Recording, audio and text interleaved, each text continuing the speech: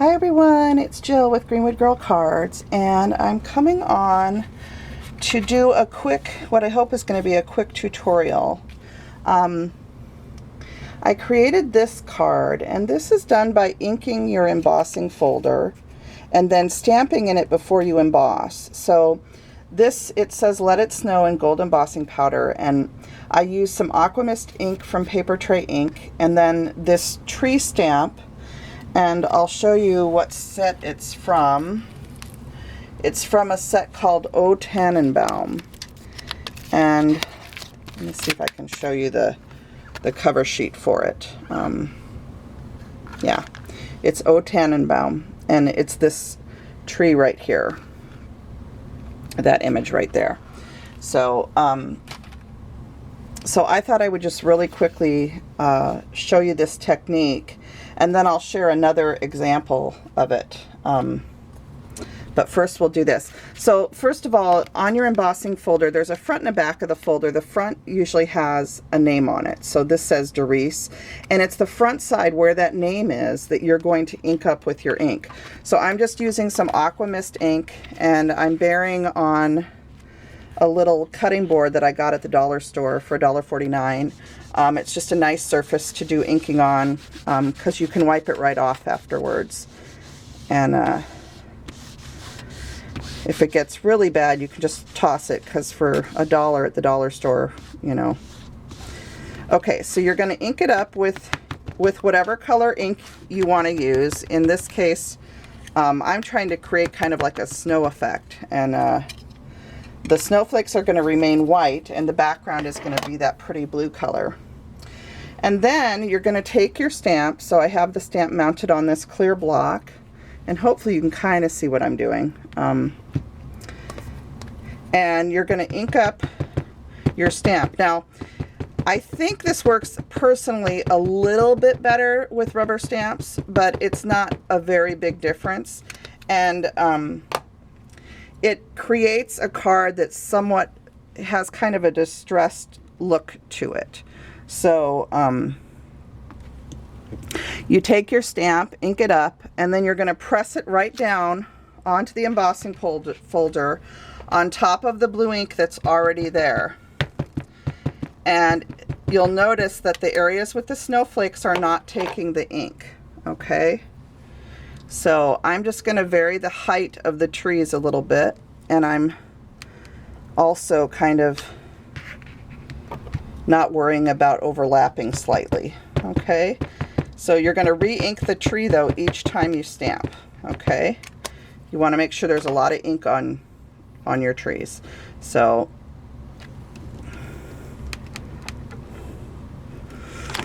okay, I'm going to do one more inking. And it's helpful if you have a piece of scratch paper to not get ink right there. Let's see, do I have a piece I can grab?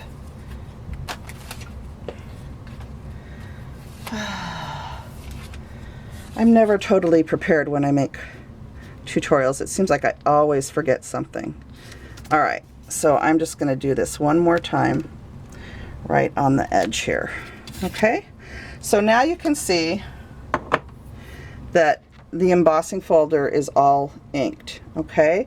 And now you're going to take your piece of paper, and this is just white cardstock that I've cut to a normal card front size, and you're going to put it in your embossing folder, and without touching it, fold the embossing folder down onto the white paper, okay?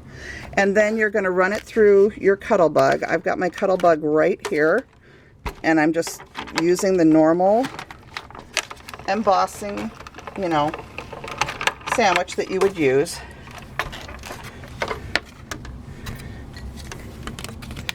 Okay, so I ran it through really quick, and now I'm going to take it out. All right, and you end up with a really pretty card panel, okay? So what I did, once I have the panel, okay, once you have the panel all completed, you can then die cut it. I let it dry for a little bit, And then I just took, in this case, I actually took a waltzing mouse, stitched and scalloped die, and I die cut the panel, and then all I did was add some cardstock and vellum that was embossed with the words "Let It Snow," and I tied a little tiny piece of string on here. So, and you'll notice that the snowflakes are white and they're in front of the tree, so it actually looks like the trees are in a snowfall. And I just love that. And you can do this with any, you know, any scenery that you want to create. And when I initially watched this, the embossing folder I saw it done with, I think, was birch trees. I wish I could remember the channel. I went and looked today to see if I could figure out where I saw it originally, and I can't find the tutorial. So this isn't my idea by any means. I've seen several tutorials where people have inked embossing folders. I'm sure you guys have seen it too, but this is the first time that I've tried it myself, and I used the snowflake one because I was trying to do the winter scene. So anyway, I just wanted to share that with you guys really quick. And so I'll be making this one into a card too. And then I thought I would show you another embossing folder and what it looks like. So this is an embossing folder that I got. Here, let me show you the actual panel.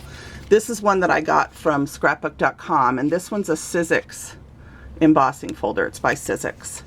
And it is a little gingerbread house. So, you know, when you emboss it on just white cardstock, that's what it looks like. But look what happens if you just ink the folder with red ink. Isn't that gorgeous? And, you know, if you're in a hurry to create some cards, or you just need a little tag even to go on a basket that you're giving for Christmas, you can do this so fast.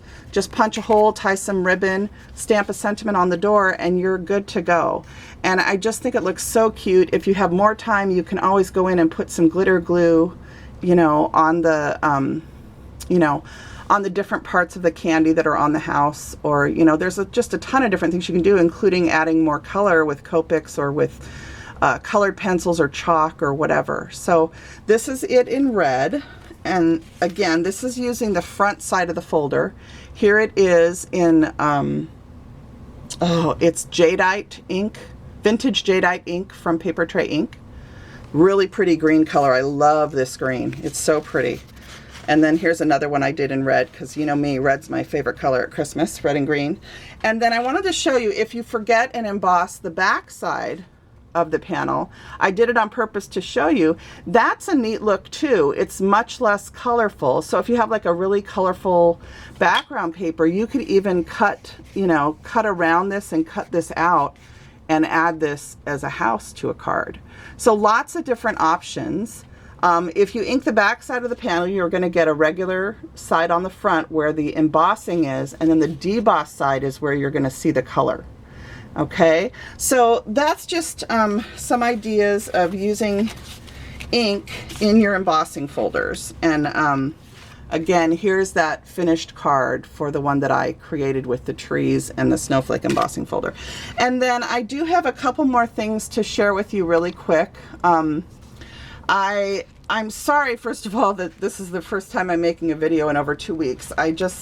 My son started school again, and it's his first year of middle school, and the school's much further away, and our commute time is an hour each way is what it ends up taking me. So so anyway, anyone who has kids knows that you spend a lot of time in the car.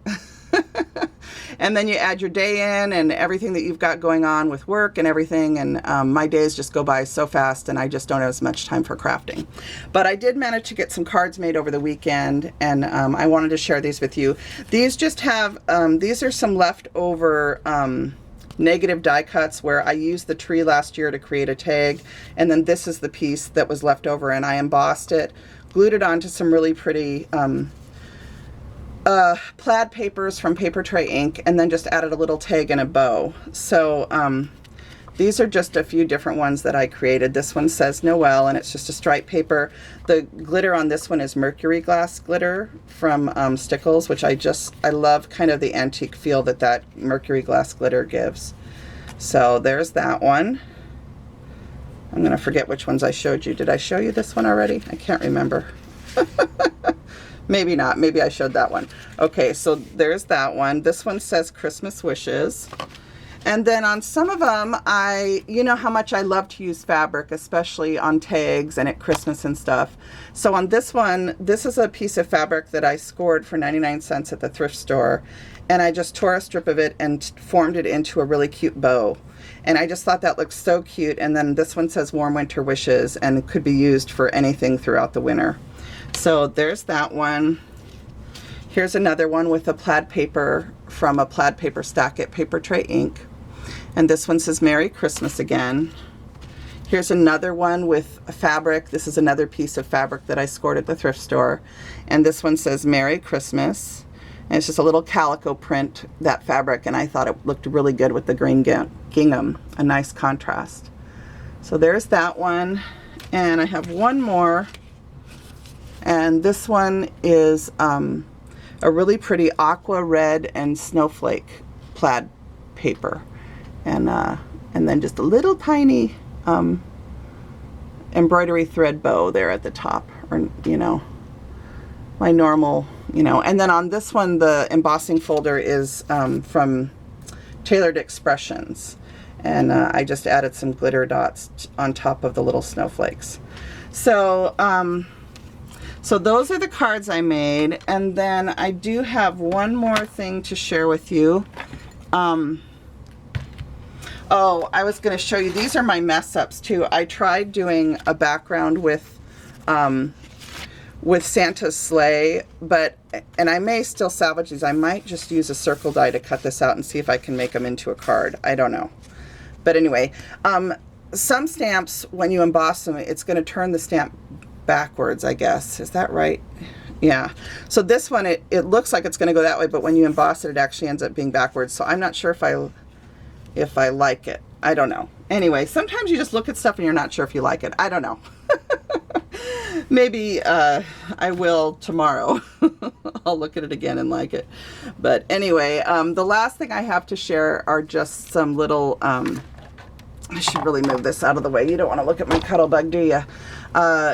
These are just some little tags that I created. And if you follow me on Instagram, you've already seen some of them.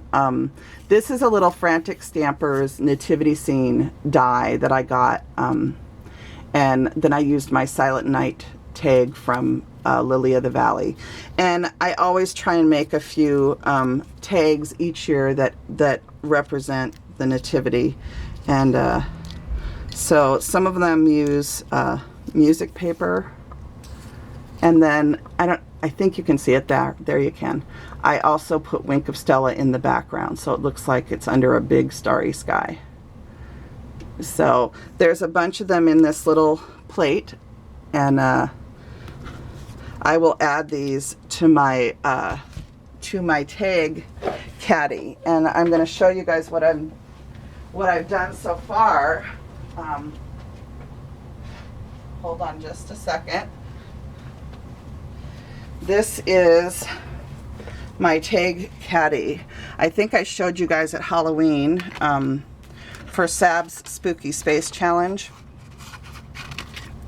I showed you this all filled with Halloween goodness, which I transferred into a different place already, but so that I could put all my tags out. I'm trying to kind of get a feel for how many more tags I need for Christmas.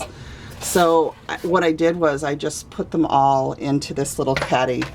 I just did this yesterday because I'm trying to get ready for curating for Christmas.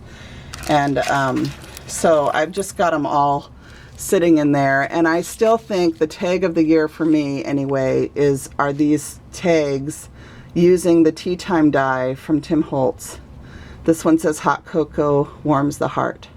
And I just love how these ones turned out, and I think they even look cute just packaged one in a little bag with just one tag.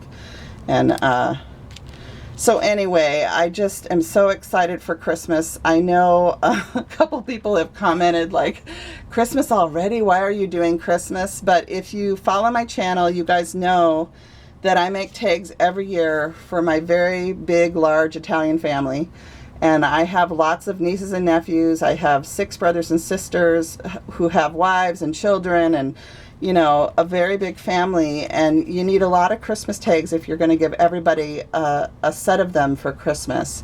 So I have been busy, of course, making tags all summer, which is what I do. A little bit each week. I try and pick a tag and make it, and get a bunch of them together for Christmas. So anyway, I just thought I would show you guys where I'm at so far with my Christmas tags.